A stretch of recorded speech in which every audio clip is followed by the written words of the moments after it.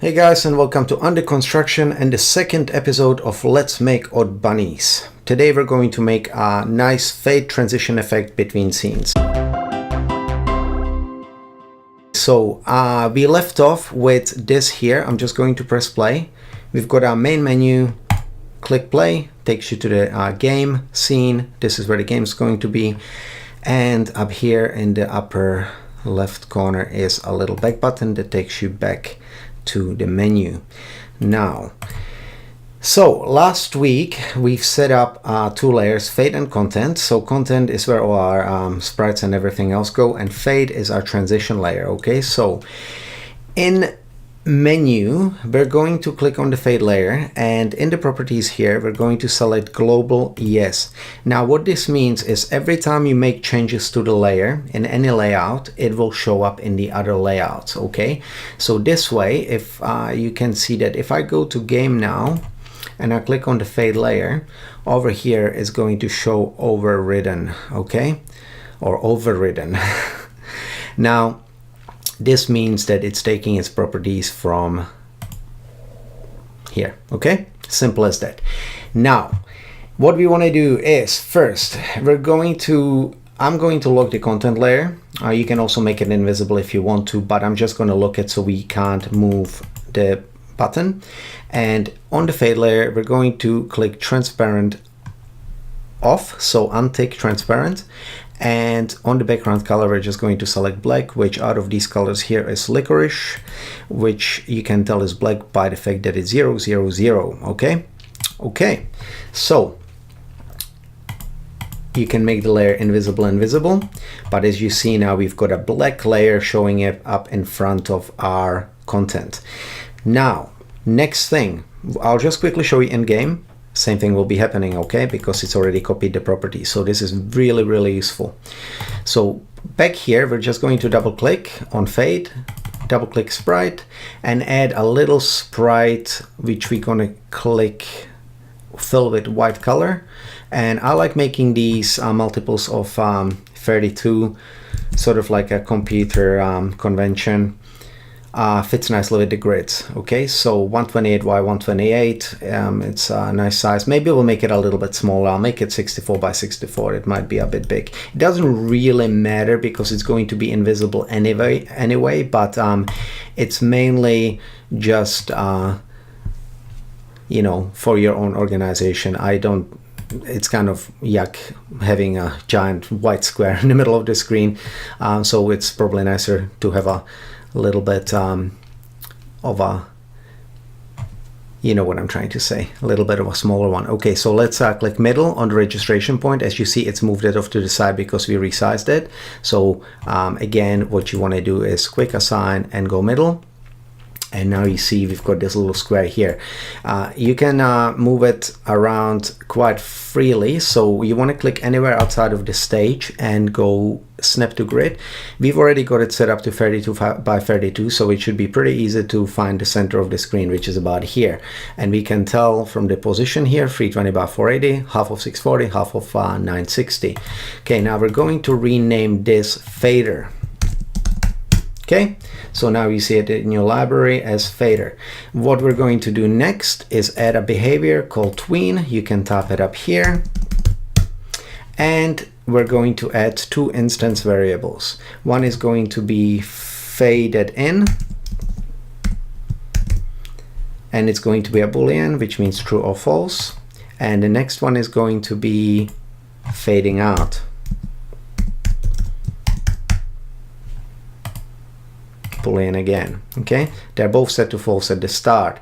All right, now what we want to do next is I like to use a sheet, an event sheet called common, and that is a sheet that I put a whole bunch of stuff on that gets reused between scenes. Okay, so mainly to do with settings menus and changing scenes and fades and, you know, anything that gets reused and I don't want to have to do again and copy it between the multiple scenes, I put in this sheet. So what we're going to do under event sheets, we're going to just right click and go add event sheet, and we're going to call it e common.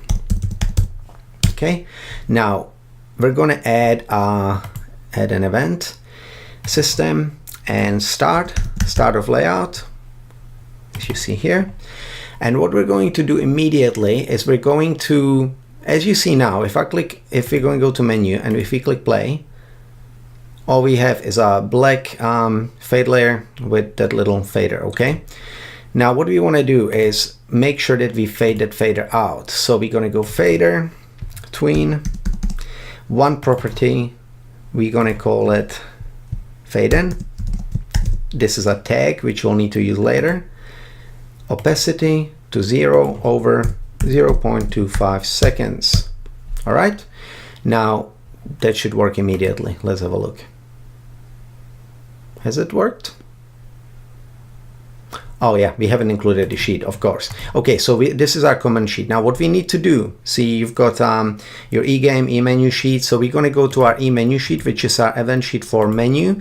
And we need to right click and include the command sheet. So it just checks it up here and it takes all the code from here and it includes it in this without polluting this with all that code. So you can keep things nice and separate. So let's play again. And as you see, it's happening, okay? So next up, what we need to do is we need to make sure that the layer's opacity, which is this, okay, we're on our fade layer, and as you see, the color, again, the color is set to black, okay, and its opacity is 100. Now, if we take this opacity down to 0, you see everything behind it. So we're going to take it back up to 100.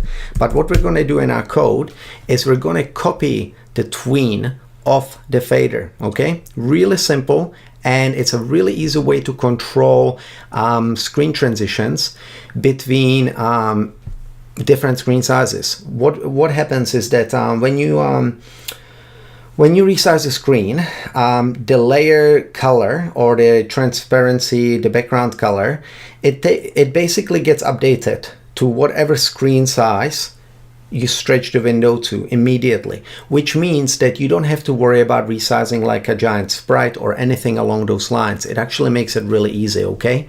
So we're going to go back to eCommand and we're going to find always or every frame, every tick. This is going to happen 60 frames a second. I've just got my reference here, so I'm just going to check what I did here, every tick. And what we want to make sure that we do is add a little sub event here. This is just for organizational purposes. And we're going to say, if the fader has faded in, no, sorry, if it hasn't faded in yet, and if it's fading out, then at those times, we want to copy what's happening with the fader's opacity, okay? So that means when it's fading in or it's fading out, that's when we copy, okay? So we're gonna compare the Boolean instance variable and we're gonna go fade it in and we're gonna add one more and fader, compare the instance variable again and fading out. Okay, now what we need to do is we need to reverse this. So we're going to right click and go invert. So now if the fader hasn't faded in yet, so if it's fading in and if the fader is fading out, that's when we copy the opacity. Okay, so we're going to go to add action, system. Now we go to layer, set layer opacity. We're going to type in a quotation mark. Now it gives you a list of layers. Go to fade. And we're going to copy the fader dot opacity. Okay, there you go. Now, as far as I know, this should work. So let's have a look. Not yet. What am I missing? Okay, yeah, I'm missing one little thing here. Okay, so I haven't set the faded in property to true. So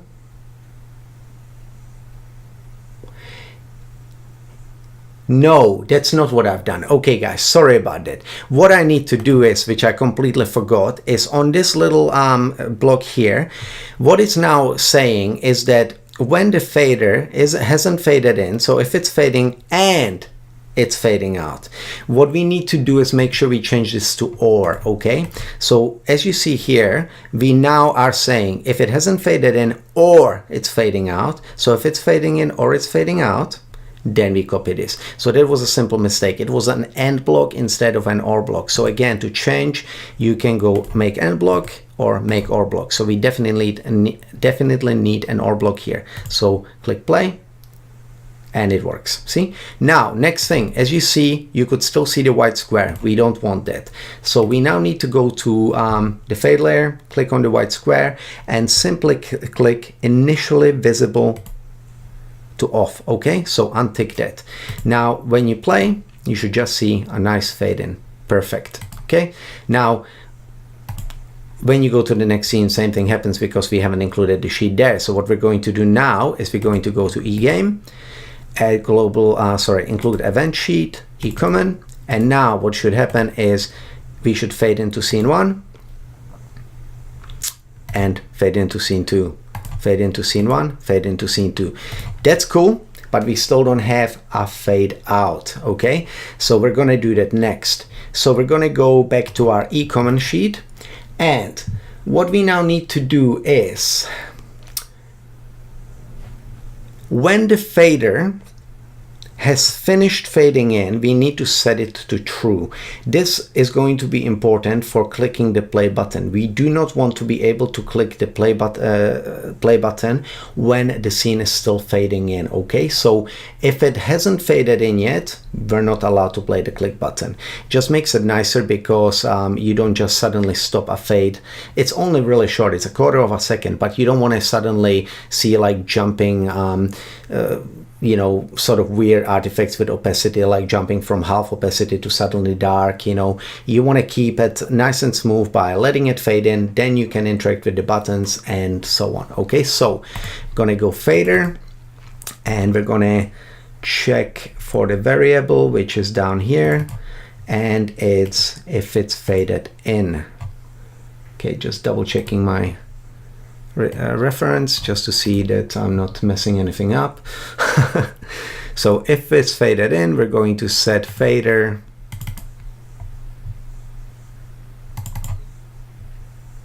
oh, sorry guys, again messing it up as usual. Okay, so what we need to check is for the tween. Okay, so we're going to go fader on finished, fade in. So now we're going to actually check that the tween is finished. I don't know what I was doing before. Add action, fader, and now we set the boolean to true. Okay, so once the tween is finished, this becomes true. Now we can go back to our E menu and we can put in some simple conditions. Okay, so when we touch the play button, add another condition, and fader is faded in and it's not fading out because you only want to be able to touch it once, then it starts fading out. You don't want to be able to tap it again because then it would restart the fade. Okay, and it's not fading out, so add another condition, fader boolean instance variable not fading out. Okay, and we reverse it like we did before, invert it. Okay, then we want to be able to do this. All right, now next thing, we are going to set fading out to true as soon as we click the button.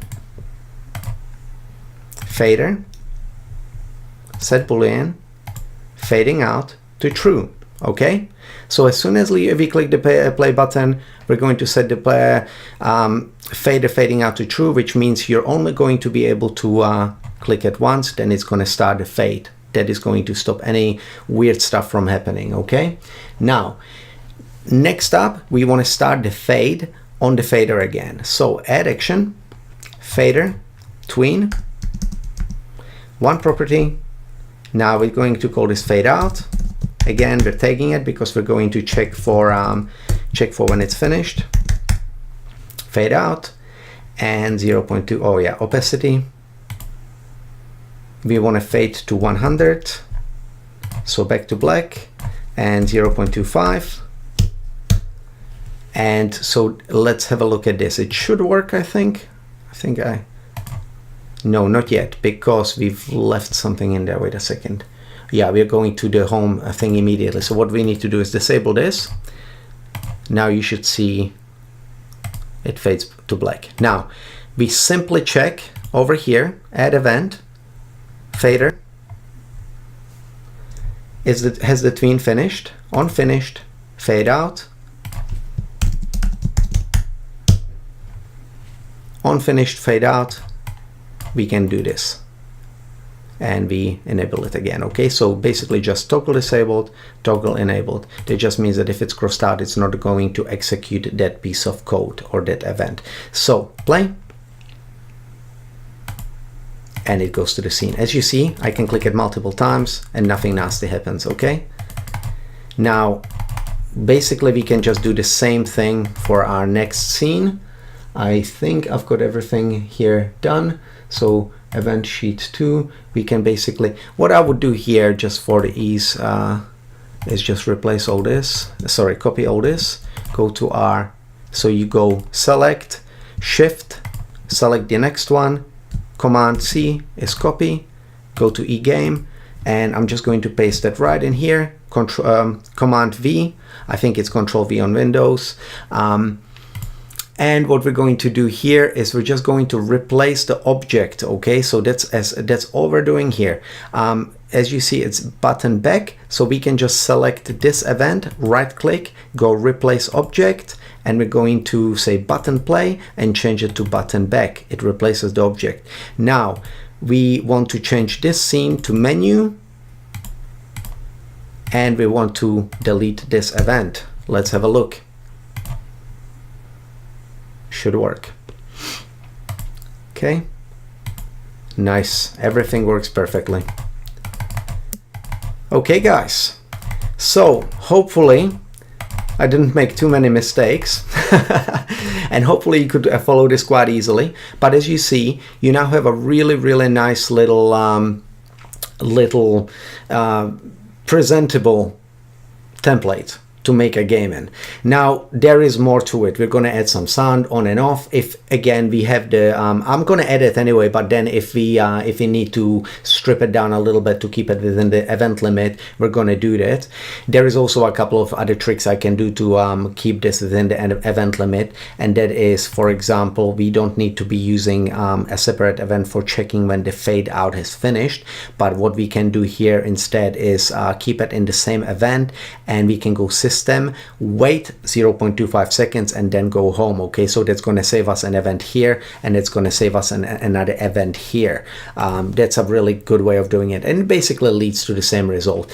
I like using this instead, the fader on fade out finished, because then it definitely knows that the fade out has finished. I feel like if you're using the system wait for 0.25 seconds, there might be a little bit of a discrepancy between the opacity taking 0.25 seconds and the system waiting 0.25 seconds. You're asking it to do two things based on time, and sometimes I feel like maybe if there's a little bit of a hiccup somewhere, one might finish before the other and things might not look right. So that's why I like doing it this way if you've got you know, an unlimited number of events. However, if I want to try and strip it down a little bit later, I can easily do that by using the system wait 0.25 seconds action and then going home straight away. That way, pretty simply, just waits for this to finish, basically, in a different way.